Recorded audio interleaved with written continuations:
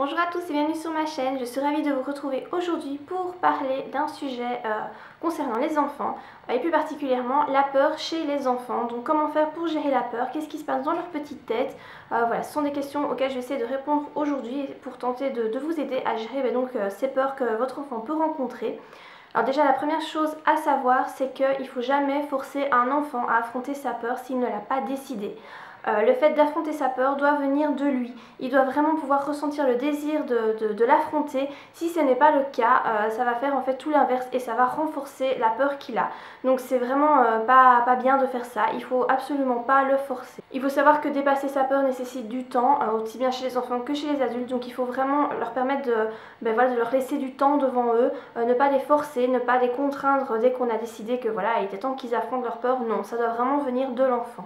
Alors pour accompagner son enfant dans le fait d'affronter sa peur, il y a plusieurs étapes à respecter. La première étant de respecter l'émotion. Donc vous devez reconnaître l'émotion chez l'enfant. Il a peur, il a ses raisons.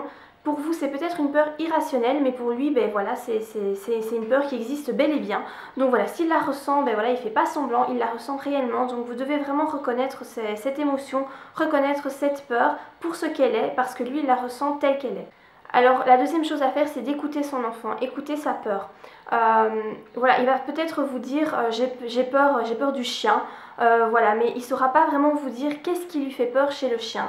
Encore une fois, il ne faut pas lui demander pourquoi, parce que le fait de poser cette question pourquoi, ça demande une réponse rationnelle. Or, l'enfant, quand il est petit, il n'est pas capable de donner une réponse rationnelle. Donc il va peut-être vous donner une raison, mais qui en fait n'est pas la raison réelle de ses peurs. Donc c'est à vous à essayer de deviner qu'est-ce qui peut bien lui faire peur, voilà, chez l'insecte, je sais pas, chez l'araignée par exemple, parce qu'elle a beaucoup de pattes, parce qu'elle court vite, ce genre de choses, chez le chien parce qu'il aboie fort, parce qu'il a beaucoup de dents, je sais pas, ça peut être n'importe quoi dans toutes les circonstances.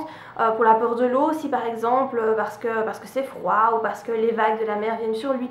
Ça peut être toutes sortes de choses, donc c'est à vous d'essayer de comprendre, d'essayer en l'observant, essayer d'écouter vraiment ce qu'il vous dit, essayer d'écouter voilà, sa peur.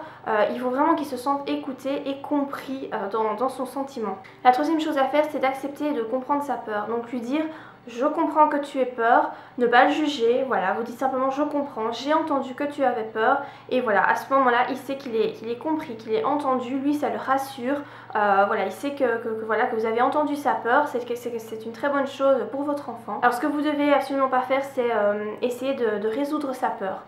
Voilà, vous devez vraiment essayer de les laisser faire tout seul en fait. C'est lui-même qui va devoir gérer sa peur et qui va devoir l'affronter. Donc vous ne devez pas essayer de le guérir ou quoi que ce soit. La démarche doit venir vraiment de lui. Vous, tout ce que vous pouvez faire, c'est de l'accompagner dans le fait de gérer sa peur et de la vaincre. Alors la quatrième chose à faire, c'est dédramatiser et lui dire que vous aussi, vous avez des peurs.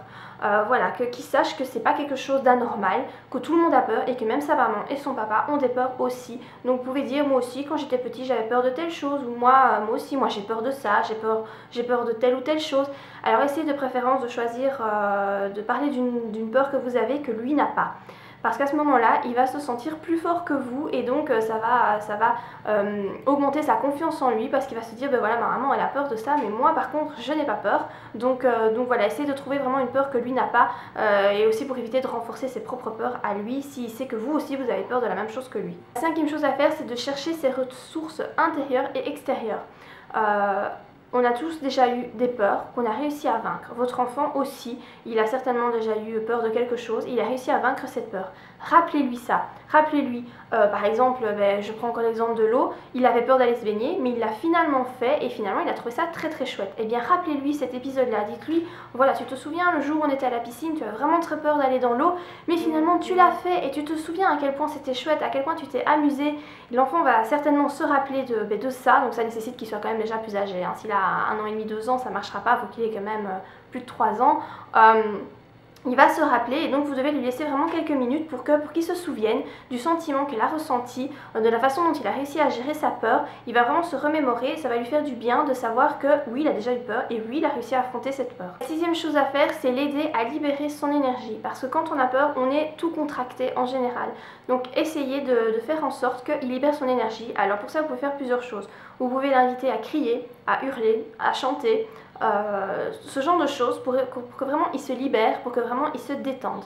Si votre enfant est du genre un petit peu timide ou intériorisé et qu'il n'aime pas trop faire ce genre de choses, vous pouvez l'inviter à imaginer qu'est-ce que son personnage, par exemple, préféré, son héros, ferait dans la situation où il a peur. Donc, par exemple, je sais pas moi, Spider-Man ou je sais pas, Batman ou n'importe qui, le héros que votre enfant apprécie, si c'est une petite fille, une princesse, hein, je sais pas moi, Ariel, Jasmine, ou enfin voilà, peu importe, le héros vraiment de votre enfant, vous l'invitez à imaginer son héros, vous dites mais qu'est-ce que ton héros, qu'est-ce que Tarzan, qu'est-ce que Spider-Man ferait si se trouvait dans cette situation, s'il devait aller se baigner, tu penses qu'il ferait quoi?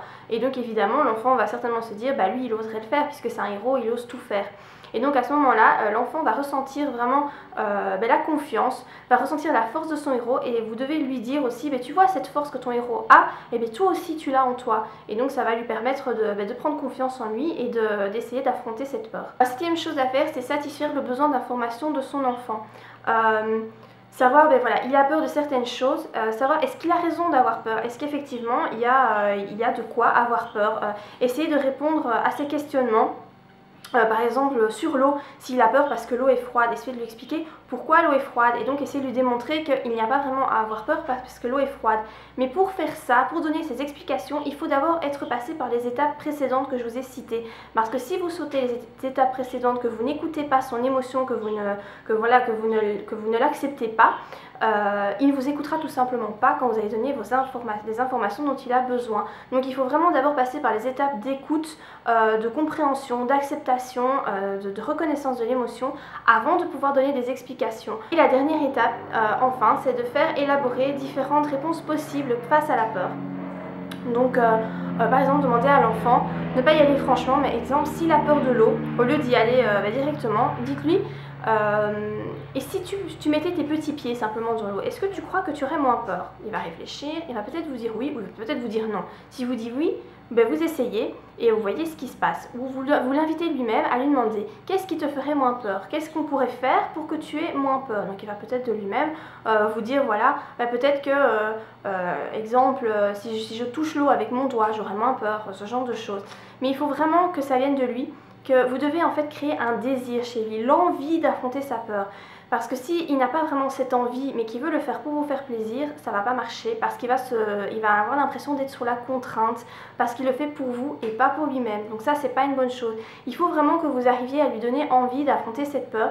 Et ça peut donc y aller par plusieurs petites étapes, hein, tout doucement, d'abord les pieds, puis les mains, ou ce genre de choses. Donc ça, je prends l'exemple de l'eau, mais ça peut être différentes choses. Hein. S'il n'ose pas aller sur un toboggan, par exemple, vous pouvez lui dire, est-ce que si maman y va, tu crois que tu auras moins peur? Ou est-ce que si maman se met au bout du toboggan, tu penses que tu auras moins peur? Ce genre de choses. Mais il faut vraiment essayer de créer l'envie chez votre enfant, qu'il ait envie, lui, de surmonter sa peur, mais pas le faire pour vous faire plaisir à vous.